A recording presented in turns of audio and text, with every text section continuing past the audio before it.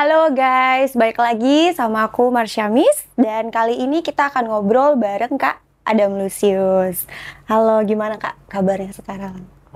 Kabarnya selalu baik seperti biasa, Oke, lagi sibuk aman apa dan nih? sentosa. Wah, selalu happy ya berarti? Ya, harus Harus kayaknya sih. happy, Harus. harus oke. Nah, sekarang lagi sibuk apa nih Kak?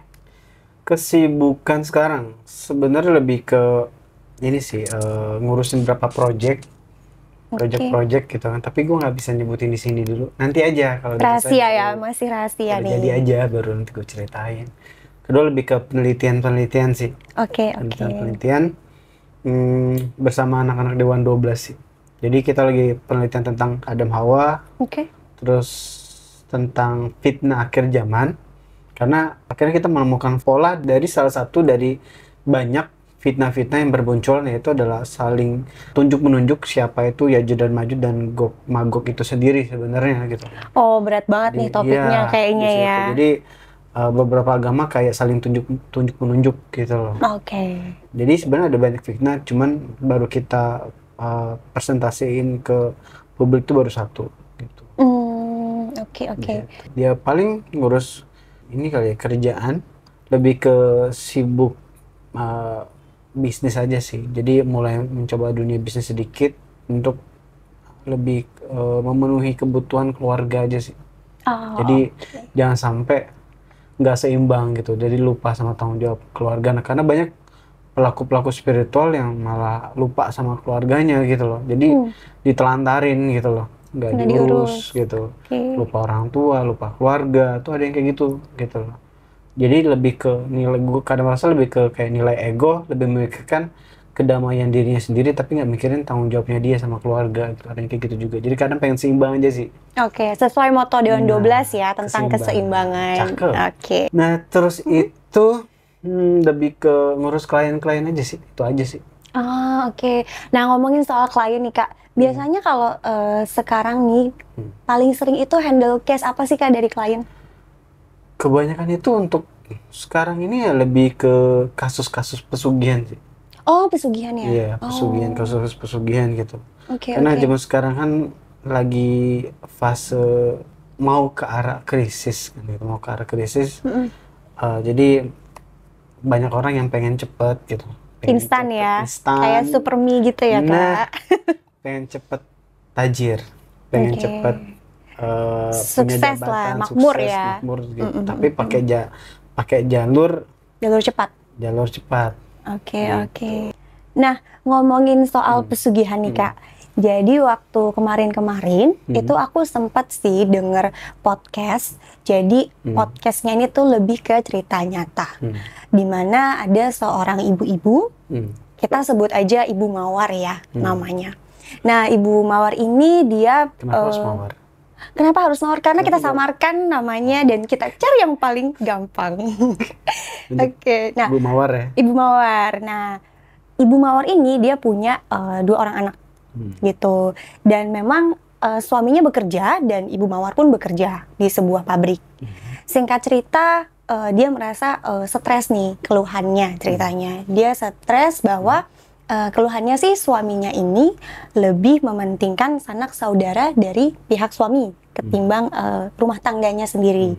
Jadi untuk biaya sekolah anak itu harus si ibu ini yang tanggung gitu. Nah, jadi waktu pada saat ibu ini cerita, ketika dia lagi ada di sebuah pabrik, lagi jam istirahat, dia cerita nih ke teman-temannya. Terus ada satu temennya nih Kak yang bilang, oh ada tuh kemarin si Melati gitu, sekarang udah tajir, lo ke tempat ini aja nih. Istilahnya mungkin kita bilang dukun jahat ya, kita singkat aja jadi dukat ya Kak, biar gampang gitu. Tertariklah Ibu Mawar ini untuk datang ke si dukat Untuk konsultasi. untuk konsultasi karena awalnya mungkin dia stres ya, apalagi masalah finansial itu kan pasti dalam rumah tangga cukup mengganggu, apalagi kalau kita punya anak. Akhirnya dia datang ke si tempat dukat ini dan pertama sih dia pengen mintanya bahwa suami ini biar bisa nurut nih sama apa kata dia. Karena kan kesetresan atau luka batinnya dia ini adalah suaminya itu awalnya nggak dengerin nih kata-kata dia. Misalnya, oh kamu ketika punya uang kok nggak bayar untuk biaya sekolah untuk anak. Kenapa dikasih ke sanak saudara? Nah mungkin dari sisi suami ada aja tuh alasannya. Oh karena ini. Intinya si suami ini lebih membela pihak saudaranya lah dari sisi si laki-laki. Akhirnya dia datang ke pihak dukat itu dan si dukatnya ini langsung bilang, oh saya bisa bikin seperti itu. Jadi kalau nggak salah itu sempat disuruh untuk bawa semacam kayak kain kafan, terus juga bunga kantil gitu. Dan untuk pertama kali prosesnya itu katanya ibunya ini disuruh mandi dulu di dekat sumur seperti itu. Terus setelah itu mandi apa, air apa? Aku kurang tahu nih airnya air apa gitu, mungkin semacam air kembang lah. Mandi di sumur. Setelah itu kurang lebih beberapa hari kemudian dia pulang ke rumah, bener nih suaminya jadi nurut sama dia gitu. Yang dia rasakan seperti itu. Yang dia rasakan seperti itu. Terus yang kedua, akhirnya karena puas dengan hasil konsultasi dia dengan kedukat ini, jadi dia pengen untuk supaya tambah makmur nih atau tambah penghasilan ya, istilahnya jadi kaya lagi gitu. Jadi dia balik terus ke si dukat ini dan akhirnya katanya si ibu ini juga pasang susuk, Kak. Gitu, pasang susuk supaya orang-orang ngelihat dia itu tertarik gitu. Itu yang pertama. Lalu yang kedua juga supaya lebih tajir lagi lah istilahnya. Jadi si ibu ini tuh sempat selain bekerja di pabrik, dia juga bekerja jadi penyanyi. Dan even bayaran sebagai penyanyi itu lebih kecil dibanding sawerannya dia nih, Kak, ujung-ujungnya. Nah setelah itu kan dia pasti happy ya, puas ya. Tapi setelah itu akhirnya dia kasih tahu nih ke suaminya. Dia merasa bahwa, oh gue udah bisa cari uang banyak nih sekarang. Udah uang gue aja nih yang ngurus gitu kan. Terus lu kerja aja, udah semuanya gue yang urus. Akhirnya suaminya juga bertanya-tanya. Singkat cerita, mereka berdua pergi lagi ke dukat. Jadi suaminya ikut tertarik gitu. Jadi untuk konsultasi juga. Jadi suami istri nih kayak ujung-ujungnya konsultasi. Jadi istri soal keperluan suami dan materi. Suami lebih ke usahanya. Suami lebih ke usaha. Gitu. Tapi sang istri ini tidak bilang ke suami bahwa di awal ini memang dia pengen suaminya untuk nurut. Gitu. Jadi sampai akhirnya suami ikut ke si dukat itu dan dagangannya dia kan suaminya pedagang ya. Dagangannya itu jadi laku besar. Banyak uang. Cuman dari cerita yang aku dengar kemarin, akhirnya itu berdampak ke anaknya. Anaknya jadi sakit-sakitan gitu. Dan selain itu kan si ibu ini selalu balik lagi nih ke dukat ya. Ibu itu sih sempat cerita bahwa ada suatu hari di mana ibu ini tuh merasa dia hampir diperkosa nih oleh si dukat tersebut. Jadi dia ada sisi traumanya juga. Nah itulah yang bikin dia pengen stop. Karena dia merasa bahwa setelah dia dapetin apa yang dia mau, balik-balik terus, kok lama-lama agak mungkin nggak bener nih niatnya si dukat ya ke dia gitu. Jadi akhirnya dia memutuskan untuk nggak balik lagi. Cuman ada efek sampingnya nih ke anaknya. Anaknya jadi sering sakit-sakitan. Terus karena mereka berdua nggak balik lagi, juga dagangan si suami ini akhirnya bangkrut gitu. Nah sampai sekarang pas ibunya cerita sendiri kemarin itu, masalahnya belum selesai, Kak. Jadi walaupun ibu ini tidak balik ke dukat, dia tetap merasakan hal-hal mistis. Jadi efeknya malah lebih parah. Kayak misalnya bisa tiba-tiba lagi jalan kesurupan gitu. Terus anaknya sakit nggak kunjung sembuh. Nah mungkin kalau dari sisi kakak nih ya, dari pengalaman kakak handle konsultasi, itu biasanya orang cenderung melakukan pesugihan ini atau susuk itu karena apa sih, Kak? Kalau dari klien-klien yang udah kakak tangani? Ya pasti kalau udah pesugihan ya lebih ke materi sih kebanyakan. Materi, terus untuk cepat naik jabatan, intinya biar lebih hidup enak sih. Intinya Hidup di situ. makmur dan mapan ya. Tapi dengan cara instan gitu loh. Oke, berarti Bahkan kurang lebih ada yang sama. nggak usaha sama sekali tapi pesugihan gitu. Oh ada Kak? Ada. Kebayang nggak? Jadi dia nggak duduk usaha. aja nih, ongkang-ongkang kaki terus Ada- tiba-tiba ada uang yang dia- masuk gitu Ada ya. klien yang berpikir seperti itu. Ih luar biasa. Entah dari mana dia pikirnya gitu loh. Oke, oke. Gue juga nggak ngerti. Oke, berarti kurang lebih sama lah ya dengan cerita Ibu Mawar ini ya, kurang lebih lah ya. Kurang lebih seperti itu. Jadi ya intinya banyak klien yang nggak percaya Tuhan tapi lebih percaya ini sih dukun-dukun jahat lah kita ngomong. Dukun-dukun jahat lebih percaya dukun-dukun jahat gitu. Dukun jahat dukat ini ya. Oke, Gitu. oke. Untuk supaya hidupnya lebih berkah. Di situ maka dari mereka ke situ aja udah salah konsep sih. Salah konsep, Di betul. situ. Tapi juga ada pembohongan juga dari beberapa pelaku paranormal jahat ini yang berkedok spiritual juga ada gitu.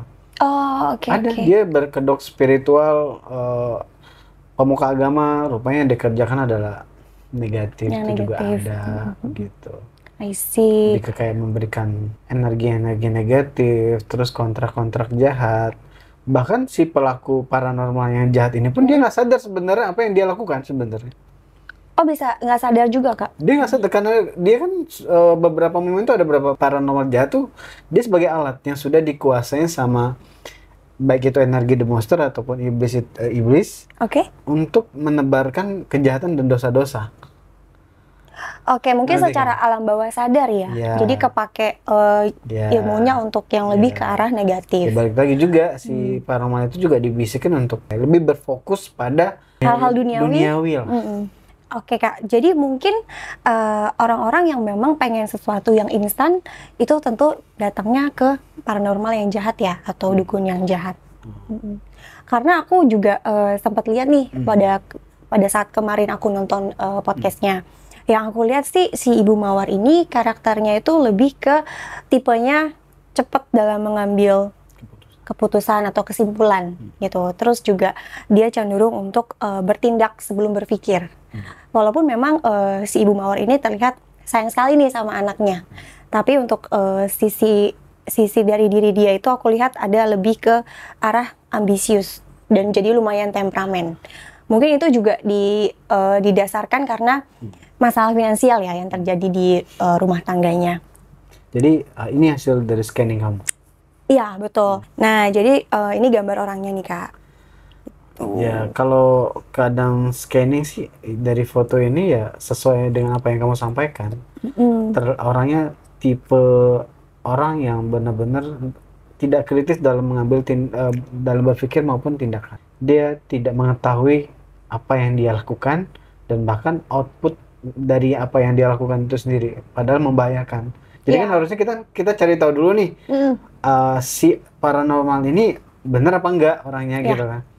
Terus ajarannya positif apa negatif? Dia kan tidak berpikir ulang di situ karena dia lebih berfokus pada ya yang seperti yang kamu bilang tadi ambisinya dia, lebih ke melekatan terhadap duniawinya dia. Jadi semuanya tuh kayak tampak buta gitu. Dia nggak melihat sisi yang benar yang salah tuh dia nggak melihat lagi sih.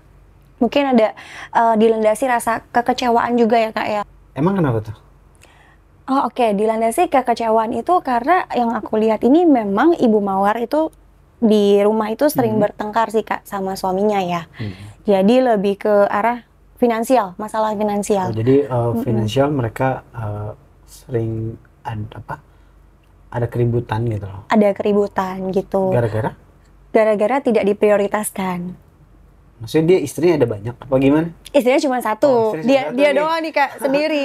Cuman Soalnya lagi musim nih. oh lagi musim. Oh itu aku nggak ikutan. Oke. Pertanyaan. Lanjut. Nah, jadi suaminya lebih mementingkan sanak saudara dari pihak suami dibanding istrinya sendiri, yaitu Ibu Mawar. Jadi misalnya kayak aku lihat lebih ke let's say misalnya biaya sekolah, biaya anak sekolah gitu. Nah, itu suaminya lebih mementingkan Keluarga. Nggak keluarganya adil gitu ya. sendiri. Jadi atau mungkin ya anak mami kali.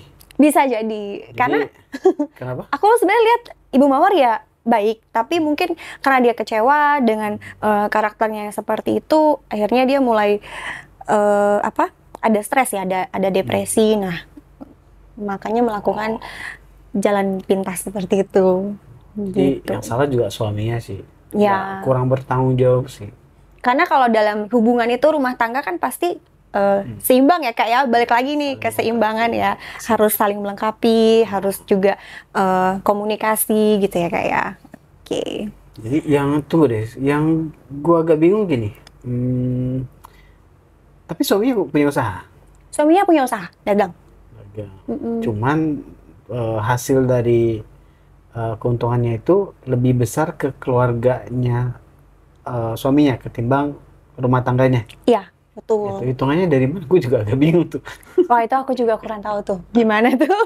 Mereka hitung-hitungannya seperti apa aku juga kurang tahu. Cuma yang berdasarkan si Ibu Mawar cerita sama dari yang aku lihat nonton videonya, kalau aku scanning juga memang sering terjadi keributan sih di antara suami istri Dari tersebut. memori kamu yang kamu baca. Iya, dan itu lebih ke arah finansial dan lebih ke untuk ngurusin anak sih, lebih ke situ. Tapi kalau pikir-pikir lucu juga ya. Kadang-kadang kita baca berita atau nonton ya, sebagai kita kan pelaku supernatural gitu kan. Kalau pikir-pikir saat kita baca berita ataupun nonton podcast atau ngedenger podcast gitu, yang kerja ini dua ya, indera pendengaran kita diproses di otak plus dari intuisi memori yang ada ya. Jadi kita Iya. mendapatkan banyak informasi sih sebenarnya. Betul. Iya nggak sih? Betul, Kak. Makanya aku Bodohnya juga ya. Nah, makanya aku tadi tunjukin Kakak nih untuk gambar ibunya ya. Iya. Untuk validasi aja nih. Kira-kira apa sih yang Kak ada merasain juga kalau dari foto yang aku tunjukin yang ini nih, Ya Kak? mungkin Ya. kalau gue lihat sih dia memang tipe yang apa ya, nggak kritis, yang itu nggak kritis, dengan lebih berfokus pada rasa sakit hatinya yang berkepanjangan Iya, betul. gitu. Dan akhirnya dia nggak percaya yang namanya Tuhan lagi di situ. Jadi jauh dari Jadi Tuhan jauh ya. dari Tuhan dan lebih mau mencari jalan instan itu. Oke. Oh, dan di podcastnya juga dia sempat sharing bahwa semenjak pergi ke Dukat itu dia jadi nggak mau sholat, nggak mau denger ayat-ayat Al-Quran, langsung marah gitu Kak. Bawaannya tuh sebel gitu. Itu ngaruh banget kali ya Kak ya kalau udah ke arah sana ya berarti. Kalau misalnya dari Kak Adam sendiri nih, mungkin kita bahas biasanya kalau orang melakukan pesugihan di dukun jahat nih ya, itu biasanya alat-alatnya itu apa aja sih Kak, dan prosesnya bagaimana? Dari step awal dulu lah ya. Jadi pesugihan itu akan jadi sebuah kontrak antara manusia dengan eksistensi jahat apabila manusia tersebut itu mempercayai dan meniatkan. Mempercayai dan meniatkan. Di situ. Nah, ada dua hukum nih. Hukum yang pertama tadi ya, terjadinya kontrak apabila manusia ini di fase mempercayai plus dia meniatkan. Ada niat dan rasa percaya terhadap ke arah yang negatif ya Kak ya. Oke. Hukum pertama. Hukum kedua, bila mana kita berada di fase tidak ada perlindungan Tuhan. Ya. Nah, otomatis kita gampang disabotase nih, karena nggak ada perlindungan Tuhan. Jadi walau kadang ada niat tapi percaya nggak percaya itu masih bisa kena di kontrak kita. Oke. Nah, kalau kita nggak ada perlindungan Tuhan nih, kan ada beberapa kasus kadang tangannya seperti itu. Dia niat aja, cuman percaya nggak percaya, tapi tetap akan dihitung apabila dia di fase nggak ada perlindungan Tuhan. Oke. Di situ tuh jauh banget dari Tuhan, itu tetap akan kena kontrak atau kontrak itu adalah perjanjian antara manusia dengan si jin lah ya, atau iblis atau energi jahat itu. Energi negatifnya. Oh, oke. Nah, kalau misalnya kadang kan orang itu ke Dukat maunya nih beda-beda ya Kak ya. Ada yang pengen tadi tambah makmur ya, tambah tajir. Ada yang pengen misalnya pasang susuk, atau ada yang masalah cinta. Itu tuh prosesnya apakah semuanya sama atau beda-beda nih Kak? Dari klien-klien yang udah Kakak tangani mungkin boleh di-share. Oke. Kalau menurut pembelajaran gue, penelitian gue di lapangan kan gue banyak meneliti ya dari dukun-dukun jahat ini. Karena gue berprinsip di saat gue pengen mengalahkan yang jahat itu gue harus mengenali yang jahat itu apa di Oke. situ. Jadi dari penelitian itu ya gue dapetin sebenarnya banyak prosedur. Mm-mm. Hampir berapa orang-orang itu punya prosedur masing-masing. Jadi nggak bisa disamaratakan. Walaupun kasusnya sama. Kita ngomong pesugihan nih. Ada yang prosedurnya seperti ini, ada seperti ini, ada seperti ini, ada yang beda-beda nih. Gitu. Ada yang harus meditasi, ada yang puasa, ada yang harus meditasi di sana, di sini gitu. Harus mandi. Beraneka macam nih prosedur. Jadi banyak cara Oke. dan berdasarkan improvisasi si paranormal jahat itu juga sih sebenarnya. Oh, oke. Jadi sebenarnya orang meditasi, puasa itu juga kita harus lihat lagi ya Kak ya, ke arah Iya. negatif atau ke arah Iya. positif. Karena sebenarnya nggak ada masalah dengan puasa dan meditasi itu. Yang jadi masalah adalah sistem dan prosedur dari meditasi dan puasa itu arah energinya kemana? Ya, tujuannya kemana Nah, ya? Oke. Di situ. Kalau perantaranya itu negatif, maka yang kita tuju negatif dong. Betul. Ya nggak sih? Karena kan sebagai perantara itu kita kayak pintu koneksinya. Ya, betul. Iya kan? Iya. Karena si klien kan nggak tahu harus seperti apa. Otomatis mereka sebagai pintu koneksinya itu ya harus membuat perantara antara Ya. si klien sama si yang dituju di situ. Nah, kalau untuk peralatan tadi pertanyaannya yang di awal tadi peralatannya ya Iya, peralatannya. dalam Soalnya kalau yang aku nonton ini, si ibu ini harus mempersiapkan kayak semacam kain kafan, terus ada bunga kantil, terus juga banyak sih Kak peralatannya. Apakah peralatan yang disiapkan itu untuk masing-masing paranormal jahat ini juga atau dukat ini beda-beda ya Kak? kalau untuk peralatan juga sama beda-beda tergantung si pelaku paranormal jahatnya ini. Ada yang menggunakan benda-benda pusaka. Keris gitu ya Kak? Nah, tapi yang kategori jahat ya kita ngomong ya. Iya. Ada yang benda-benda seperti yang kamu bilang, bunga-bungaan gitu loh. Ada yang dengan konsep apa energi jahatnya, eksistensi jin jahat atau iblis jahat gitu. Jadi beraneka macam di lapangan supernatural itu. Oh, kompleks Di situ. banget ya Kak ya? Cuman yang kamu sampaikan tadi, Oh, jadi gini sih Kak, yang aku nonton ini juga ya, memang katanya tuh ada beberapa peralatan nih yang dibutuhkan untuk proses pesugihan tersebut ya. Kayak misalnya tadi kalau dari Ibu Mawar itu kasusnya dia harus mempersiapkan kain kafan, terus juga bunga kantil dan alat ibadah.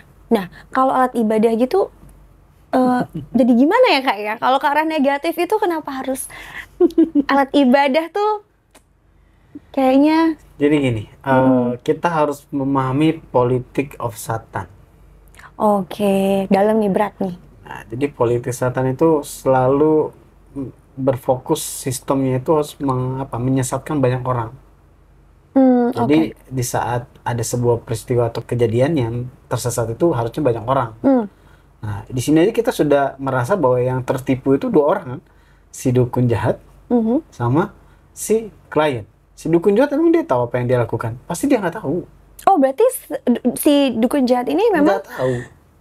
oh dia nggak tahu Kak. Banyak pelaku supernatural tuh nggak tahu sebenarnya. Aku pikir karena si Ibu Mawar ini terhasut oleh manipulasi dari si dukun jahat.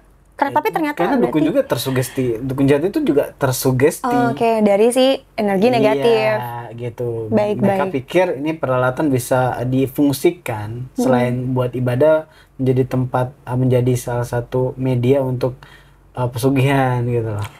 Oke, tapi kan logikanya nih Kak, kalau misalnya ada seseorang sebagai dukun jahat ya atau dukat ini, misalnya dia tahu bahwa dia ke arah negatif. Nah, kenapa alat ibadah ini harus dipakai Emang di nih? saat dia tahu dia nggak akan menggunakannya lah. Sesimpel itu kan. Oke. Kalau dia sadar dan dia mengetahui supernatural dan spiritual apa dan pro di sana, Ya. ya dia tidak akan menggunakan itu. Oke, berarti memang ada dua Ya, pihak yang istilahnya termanipulasi ya. Nah, Oke. terus kalau ditanya kenapa digunakan Kak? Jadi gini, salah satu politik Satan untuk menguasai manusia itu adalah harus membuat manusia itu trust dulu ke mereka. Oh, Karena di saat trust, energi jahat ini bisa masuk ke dalam roh si manusia itu dan pada akhirnya menguasai Pola pikir. dan mengambil berapa persen pemikiran dia dalam berpikir. Nah, jadi alat-alat tersebut sebenarnya adalah media untuk energi jahat ini biar bisa lebih mudah masuk supaya nggak terhalang sama bawah sadar kita. Ngerti kan? Iya. Yang jelas-jelas bawah sadar ini biasanya dilindungi ya, atas nama ketuhanan. Kalau memang kita dekat sama Tuhan. Di situ. Jadi kita nih ada pertahanan bawah sadar sebenarnya. Makanya dekat dengan Tuhan penting. Nah, itu. Oke, I see. Jadi kadang tegasin lagi, jadi semua peralatan dan prosedur-prosedur yang terkadang dijalanin itu sebenarnya hanya untuk menyesatkan manusia tersebut supaya manusia itu melakukan tindakan dosa. Iya. Di saat dia melakukan tindakan dosa, otomatis nggak ada perlindungan Tuhan dong. Ya, dan menggunakan alat ibadah itu sebenarnya menyesatkan sebagai manipulasi supaya si orang ini merasa aman nih. Tapi masih ada alat ibadah. Iya, bahwa dan tanpa sadar yang dia lakukan itu adalah dosa, gitu kan. Di saat dia dosa, otomatis nggak ada perlindungan Tuhan dong. Betul. Dan disitulah dia bisa masuk untuk menguasai manusia atau si paranormal jahat itu, termasuk si kliennya itu. Oke. Serem juga ya. Sekali menyelam, 2 pulau terlampaui. Iya. Oke. Nah, setelah proses seperti itu ya Kak ya, itu berarti hasilnya itu lumayan cepat ya? Karena kan instan ya. Jadi misalnya ada, let's say si Ibu Mawar ini tadi pengen suaminya nurut nih sama dia. Jadi setelah melakukan proses itu hasilnya langsung kelihatan atau butuh waktu sih Kak? Kalau dari klien yang udah Kakak tangani pengalamannya. Berapa dari curhatan mereka ya? Dari curhatan mereka, jadi mereka bilang memang ada perubahan. Cuman mereka beberapa momen waktu kemudian mereka menyadari ternyata nggak lama. Perubahan ini nggak lama ya? Cuma sebentar doang. Oke, dan harus ada tambahan-tambahan lainnya nggak sih Kak? Di situ. Jadi hal ini cuma hanya memberikan efek senang buat si klien aja. Jadi si energi jahat ini hanya untuk membuat si klien atau si paranormal ini juga bisa supaya lebih percaya dengan apa yang mereka lakukan. Ini politik juga sebenarnya gitu. Ada politik uang ya Kak di balik itu. Karena kan let's say misalnya nih sebagai dukun jahat, tentunya klien datang konsultasi, dia kan pasti dibayar juga ya Kak ya. Tapi sebenarnya lebih ke kalau untuk politik itu sebenarnya lebih itu yang kedua ya. Politik yang mengerikan itu lebih ke itu yang kadang bilang tadi. Jadi si energi jahat ini hanya memberikan efek trust. Supaya si paranormal dan si kliennya juga lebih percaya dengan apa yang dia lakukan gitu. Nanti kan? Jadi dibuat senang dulu. Agak bahaya ya, ngeri sekali. Iya. Yang kedua pun ya sebenarnya kalau dibilang politik paranormal jahat juga kayaknya agak kurang. Karena mereka pun nggak terlalu bisa men-setting kejadian tersebut secara apa yang mereka inginkan kadang-kadang gitu. Karena maksudnya di belakang itu ada energi negatif yang mengatur ya. Iya, yang bekerja kan bukan mereka full. Yes, betul. Mereka cuma perantara. Yang kerja kan energi jahat itu. Entah dalam konsep energi the monster itu atau eksistensi iblis-iblis atau jin-jin jahat di situ.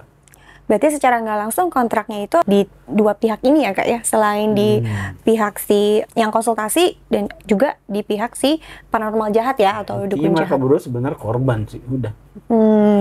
Korban dari kebodohan. Efeknya berat ya. Nah, tadi kita udah ngomongin proses sama hasilnya Kak. Nah, dalam dunia ini kan ada yang namanya hukum timbal balik atau tabur tuai dan juga karma gitu ya Kak ya. Tadi kita udah ngomongin hasil yang instan yang dirasakan oleh si Ibu Mawar atau mungkin klien-klien Kakak yang sebelumnya. Nah, sekarang kita pengen ngomongin apa sih Kak efek samping dari melakukan pesugihan ini. Tentunya kan pasti kalau kita melakukan perjanjian atau terikat dengan yang negatif, itu pasti kan ada efek samping ya untuk kehidupan kita ke depannya. Efek samping ya? Yang pertama itu pasti jadi jauh dari kasih sayang dan berkahnya Tuhan. Otomatis dong. Ya. Gitu. Yang kedua, di saat berkah dan kasih sayang Tuhan menjauh, otomatis perlindungan Tuhan, semua fitur-fitur yang harusnya ada sama kita atau bantuan Tuhan tersebut ya nggak akan ada di kita. Yang terjadi sama kita pasti hidupnya jadi banyak masalah, banyak sial gitu loh. Terus banyak kecewa, itu pasti yang terjadi. Itu yang kedua. Nah yang ketiga, biasanya itu efek sampingnya juga ke penyakit. Ke penyakit, kalau nggak kliennya itu yang sakit ya pihak keluarganya yang sakit. Karena kan di saat kita sudah kontrak atau perjanjian sama si energi jahat itu, otomatis energi jahat itu ada di rumah kita juga kan.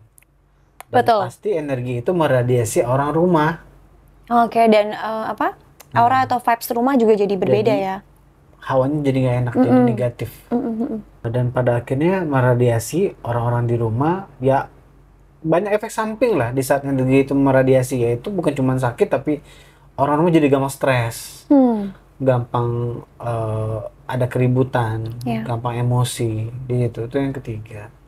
Nah, yang keempat itu pada titik terendah akhirnya si klien itu akan diarahkan oleh energi jahat itu untuk menjadi alat. Alat ini untuk menyakiti orang lain lah. Gitu. Atau ya pokoknya menjahatin sampai beginilah ya. Nah, kalau nggak dia jadi alat, dia jadi korban. Itu yang paling fatal ya Kak ya, yang keempat. Jadi korban juga. Korban ya konteksnya itu ya kita ya gantung diri lah kita ngomong. Atau tegak racun atau semacamnya. Karena di saat kita sudah kontrak dan proses berjalan, otomatis dia menguasai 50-70% pemikiran kita. Ya. Jadi seolah-olah kita berpikir untuk menghabiskan diri kita, padahal itu bukan kita. Itu dia. Bertuju kepada kehancuran diri sendiri ya. Nah, di situ. Jadi efek sampingnya sebenarnya banyak, coba efek positif ya. Oke. Wow. Di situ. Lumayan ini ya. Itu yang keempat. Nah, yang kelima, di saat kita meninggal, kita akhirnya dikuasai nih arwah kita atau jiwa kita sama eksistensi jahat ini. Di situ jiwa kita kan diambil.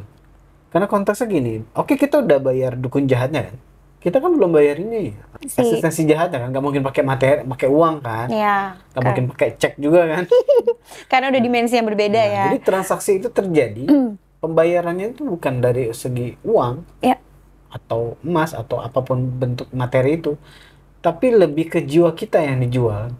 Nah, terus ya dia mendapatkan jiwa kita dan mereka punya hak atas jiwa kita. Karena seolah-olah kita, si klien ini atau si manusia ini sudah menggunakan jasa mereka. Baik kurang maupun lebih. Oke. Nah, dari kelima efek samping nih yang barusan kakak jelasin. Mungkin kalau yang nomor 5 kita bahas setelah ini ya kak ya. Karena dari podcast yang kemarin aku sempat nonton juga. Jadi karena Ibu Mawar ini menggunakan pesugihan, itu berefek samping ke anaknya juga nih kak. Jadi anaknya itu lebih gampang sakit-sakitan, yang mana membuat Ibu Mawar sendiri akhirnya menyesal. Kenapa sih saya harus melakukan itu? Gitu. Dan aku juga dengar sempat dari beberapa ucapan orang ya kak ya, atau dari kasus-kasus yang sebelumnya, terkadang misalnya ada suami istri yang melakukan pesugihan atau apapun itu ya, yang melibatkan perjanjian antara mereka dengan eksistensi jahat ini. Nah, kadang ketika si orang ini punya keturunan atau anak, yang mana sebenarnya anak ini tidak berdosa ya kak ya, tapi dia juga cukup untuk terlibat nih. Jadi sudah seperti target oleh si eksistensi jahatnya. Nah kalau kayak gitu gimana tuh kak penyelesaiannya? Apakah itu memang benar-benar ada kejadian seperti itu kak dari pengalaman klien yang sudah kakak tangani? Jadi gini, pasti akan ada efek samping ke keturunan kita, baik anak itu belum lahir ataupun sudah lahir. Sudah lahir, oke. Di situ. Jadi jangan pikir pas sebelum kali kita lahir aja, tapi sesudah kita lahir pun kita akan berdampak. Karena anak itu kan bagian dari orang tua. Iya, justru itu. Cuman ada batas atau dinding tetap. Dinding di mana si iblis ini belum berhak atas anak tersebut untuk dikuasai. Tapi sudah ditargetkan. Tapi sudah ditargetkan. Oh, oke. Oke. Tapi kalau dia nggak ada perlindungan Tuhan, itu gampang dikuasain sama si energi jahat atau eksistensi jahat ini. Tapi kalau ada perlindungan ya pasti ada dinding. Ya. Dan ini agak susah di situ. Kalau nggak dinding, kalau nggak orang itu berpikir secara sangat kuat logikanya, jadi agak susah diakses. Oke. Di situ. Karena dia kan menyerang roh atau hati kita ya. Iya. Nah kalau orang yang lebih tipe pakai kesadaran atau device-nya otak, ya agak susah diserang di situ sama si energi jahat ini. Iya. Di situ. Oh gitu. Nah jadi mereka hanya di fase menargetkan keturunan. Nah di saat dia targetkan pasti ada potensi mereka serang untuk mereka kuasa itu pasti. Nah tergantung dari pihak keturunan nih bisa melawan eksistensi atau energi jahat tersebut gak? Karena si eksistensi atau energi jahat ini akan menyerang secara kehidupan mereka. Oke.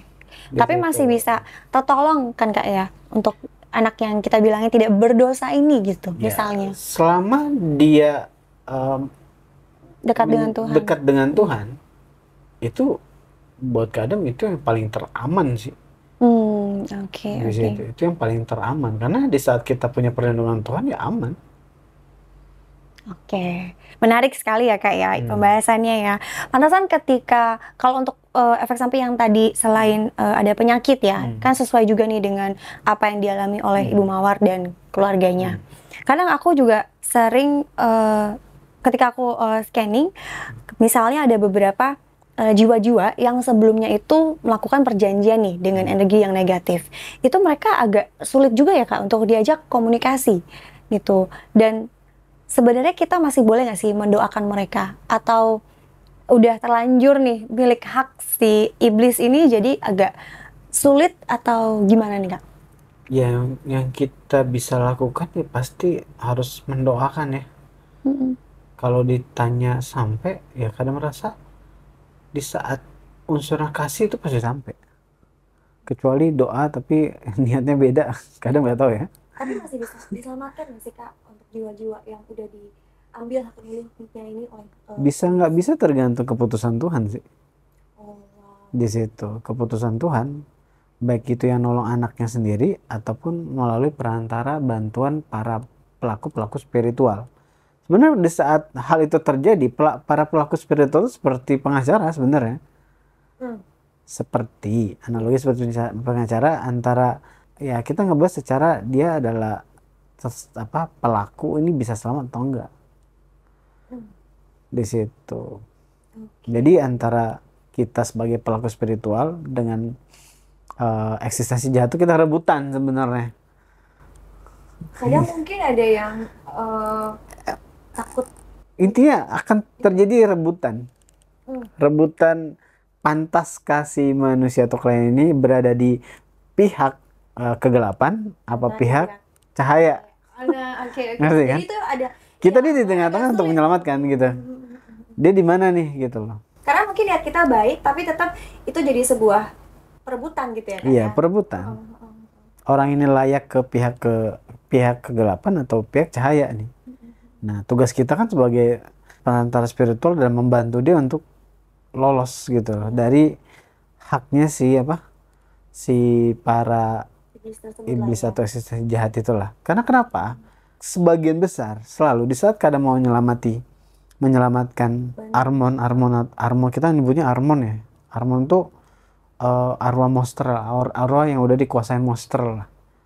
Nah untuk menyelamatkan para Armon ini ya kita harus debat, sebenarnya debat energi atau debat energi di mana di saat kita berdoa mereka pun sebenarnya berdoa sebenarnya ada doa ya ada pihak cahaya berdoa pihak kegelapan berdoa gitu sama-sama berdoa nih ngerasa paling yang punya hak siapa nih ya kan. Nah di saat Kak Adam mau nyomot Armon atau arwah yang udah dikuasai monster tadi ya, Armon itu mereka pun ya Kak Adam nggak bisa langsung comot ya, karena harus ada persaingan dulu ya Kak ya antara enggak karena mereka punya hak jadi ya betul jadi Kak Adam nggak punya hak. Nah karena satu mereka bukan kadang nggak ada hubungan di situ, di kasus Iya. tersebut kadang nggak bisa ikut campur. Walaupun ya kita Baik tetap, ya cuman menyampaikan kasih dan ada yang kadang nggak ada akses ya di permasalahan tersebut gitu loh. ada aturannya ya Kak. Nah, ada prosedur, ada hukumnya juga kan. Nah, jadi mereka pun akan berdoa kepada Tuhan supaya mungkin bahasanya mungkin berdoa kali ya. Berdoa kepada Tuhan bahwa ini haknya kita nih. Jangan diganggu gitu.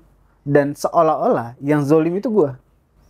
Iya, betul. Di Padahal situ. niat kita baik. Iya. Iya, aku paham. Yang seolah-olah yang mereka anggap zolim itu yang si para energi the monster atau pihak kegelapan ini ngerasa kayak mereka tuh dizolimin sama gua. Iya. Di situ. Tapi kan balik lagi, gua harus sebagai pengacara supernatural ya gue cek dulu nih, ini analogi kita sebut bahasanya analogi, masih layak gak atau masih bisa nggak si jiwa ini diselamatkan gitu. Nah, makanya kadang ketika misalnya kayak ketika aku scanning gitu ya Kak ya, yang bisa kita lihat itu lebih ke keberadaannya aja nih si korban. Bahkan dia iblisnya malah di depan. Gitu ya Kak ya. Jadi memang ya seperti yang kamu sampaikan tadi, jadi kebanyakan memang kita hanya bisa mengakses keberadaan mereka. Ya. Kebanyakan ada yang bisa masih bisa selamat, ada yang udah sulit. Di situ tergantung dari ada perbuatan kasih lah ya selama dia hidup di situ, atau ada banyak kebaikan nggak yang pernah dia lakukan. Nah, contoh berapa kasus ya, bahkan ngasih makan hewan aja itu dihitung loh. Oh ya? Iya dihitung. Tapi harus tulus. Iya dong. Cuman jangan kayak ngasih doang, harus kayak tulus. Itu dihitung. Kita harus iya, itu dihitung. Okay. Di situ. Jadi banyak penghitungan sebenarnya, bukan dari segi ibadah doang sebenarnya. Banyak perhitungan yang Tuhan hitung. Dari segi kegiatan kebaikan, ibadah itu salah satu hitungan Tuhan. Iya, apa yang kita lakukan untuk kan kebaikan. Amal ibadah kan. Betul. Di situ. Wow, menarik banget nih Kak pembahasan kali ini ya. Jadi mungkin kalau aku tarik kesimpulan ya Kak ya, dari yang tadi sudah Kakak jelasin juga, sharing, tentunya biasanya untuk orang yang melakukan pesugihan itu pertama berarti karena mereka ada niat dan percaya, jadi akhirnya itu termakan atau terpengaruh ya oleh eksistensi jahat atau energi negatif, yang mana itu jadi manifestasi dari diri dia ya Kak ya. Jadi ketika dia sudah meninggal nanti, maka arwahnya menjadi hak milik si energi negatif tersebut. Gitu. Wow. Oke. Nah, pertanyaan terakhir nih Kak. Nah, kalau tadi kan kita ngebahas tentang dukat ya atau dukun jahat. Tentunya kan pasti, atau paranormal jahat gitu. Tapi kan pasti ada juga yang sisi baiknya. Gimana sih caranya kita membedakan nih metode apa aja yang dipakai oleh paranormal jahat dan paranormal baik, supaya kita bisa membedakan nih dan tidak terjerumus ke hal yang negatif. Oke, kita ciri-cirinya ya. Ini mungkin garis besarnya dulu mungkin ya. Mungkin next time ada tambahan dari Kak Adam juga. Jadi langkah pertama atau metode apa saja untuk mengetahui pelaku supernatural atau spiritual ini dalam kondisi dia positif atau negatif kah, itu yang harus kita lihat. Yang pertama itu adalah pribadinya. Lebih berlandaskan ketuhanan kah, atau duniawi kah, atau lebih ke ego pribadinya dia kah, atau lebih ke bisikan-bisikan. Bisikan-bisikan eksistensi jahat. Nah, jadi pribadinya ini seperti apa pribadinya ini? Lebih mengarah ke ketuhanan itu kah, ke egoisan dia kah, atau lebih ke bisikan-bisikan jahat itu? Dan itu bisa kita lihat ketika berinteraksi ya Kak? Nah, secara interaksi, komunikasi, ataupun kita nonton orang-orang tersebut gitu di media sosial itu. Yang kedua, energinya itu biasanya bawaannya tenang. Jadi kita di saat dekat sama orang tersebut, mungkin kita canggung tapi kita tenang gitu loh. Nggak ada yang rasa ketakutan, mengintimidasi, jahat banget, itu kita nggak ngerasa di situ. Jadi hawanya atau energinya positif. Membawa damai ya Kak? Ya, itu yang kedua. Yang ketiga itu lebih condong seimbang. Dia nggak berat lebih ke duniawi. Dia seimbang lah. Dengan apa? Jadi dia bukan hanya duniawi tapi juga lebih ke ya kehidupan setelah meninggal itu kan. Jadi dia lebih banyak berbuat baiknya juga gitu. Terus juga dihitung gitu. Terus media-media yang dia pakai. Apakah media ini lebih mengarah ke Tuhan atau media ini lebih mengarah ke eksistensi jahat atau energi jahat. Terus yang selanjutnya itu tempat dia di mana dia berada itu atau dia tempat praktek atau tempat dia melakukan ritual tersebut, tempatnya itu energi jahat nggak, negatif nggak, menyesek nggak, gitu loh. Kayak kita merasa kayak terhantuin atau ada yang ngawasin kita, itu juga harus diperhatikan gitu loh. Karena kalau udah tempat tersebut udah sering digunakan untuk ritual-ritual jahat, otomatis energinya jadi jahat dong di situ. Iya, betul. Dan kita yang sensitif pasti bisa merasakan tempat itu positif atau negatif di situ. Jadi jangan lihat bentuk yang terkadang positif, tempat ibadah bahkan kan kayak gitu. Padahal dalamnya ya energi jahat. Energi itu nggak bisa bohong. Oke, menarik banget ya Kak ya pembahasan kita nih kali ini ya Kak ya. Jadi semoga bisa jadi pembelajaran juga nih buat teman-teman di rumah gitu. Nah, balik lagi apa yang kita diskusikan atau sharing hari ini, semoga bisa jadi pengetahuan dan diambil yang positifnya aja. Nah, terakhir nih mungkin ada nggak sih dari Kakak pesan-pesan moral nih untuk kita sebagai manusia tuh supaya tidak melakukan hal-hal pesugihan atau misalnya melakukan keinginan dengan cara instan. Nah, ada tips-tips atau pesan-pesan nggak yang mau Kakak sharing ke teman-teman di rumah? Pesan-pesan dari Kadam sih untuk yang nonton, ya sebenarnya sah aja di saat kita berpikir tentang duniawi itu nggak ada masalah. Cuman yang penting kita seimbang. Jangan sampai dalam sebulan atau 30 hari itu kita berfokus pada duniawi, kita lupa keseimbangan. Yaitu adalah tugas kita sebagai manusia di bumi ini ngapain sih gitu. Yaitu salah satunya memelihara dan berbuat baik sih. Memelihara alam, terus kita juga berbuat baik tentunya. Di situ. Dalam proses kita berusaha, jangan selalu kita menekankan usahanya. Tapi kita juga menekankan doanya juga. Atau hubungan manusia dengan Tuhannya juga. Supaya apa yang kita lakukan itu menghasilkan. Karena rezeki kan punya Tuhan. Jangan sampai kalian berusaha tapi ujungnya zong. Betul. Di situ. Banyak kasus kayak gitu. Terus di saat zong tersebut nyalain Tuhan. Tulis ya. Nah, jadi maksud Kadam tuh bisa nggak sih kita usaha tapi juga jangan lupa seimbangin sama doa gitu loh. Karena yang punya rezeki kan Tuhan, bukan manusia gitu loh. Betul. Jadi seimbang aja. Terus di saat kita berdoa kita melakukan tindakan-tindakan yang baik gitu loh. Nah, kenapa selalu gue tekankan untuk berbuat baik? Karena berbuat baik itu adalah energi. Nah, di tubuh kita ini kan ada dasarnya energi. Di dalam kita juga ada energi kan. Roh itu kan adalah energi. Nah, di saat kita lebih banyak berbuat jahat ketimbang baiknya, otomatis dominan energi gue adalah negatif. Dan pada akhirnya gue menyatu dengan semua yang negatif itu. Nah, negatif itu isinya apa? Ya sial lah, rezeki tersendat lah, gangguan-gangguan lah, masalah-masalah lah di situ. Nah, tapi di saat gue lebih banyak berbuat baik, ya untuk supaya energi gue lebih banyak positifnya. Dan pada akhirnya gue menyatu dengan positif-positif itu, ya gue tarik-menarik dengan semua yang positif itu. Ya rezeki lah, kasih sayang lah, berkah Tuhan lah, keberuntungan lah di situ. Oke, mungkin aku tambahin sedikit nih Kak. Jadi memang usaha yang dilandasi dengan doa itu tentunya nggak pernah mengkhianati hasil ya Kak ya. Iya, benar banget. Dan hasil outputnya pun juga positif.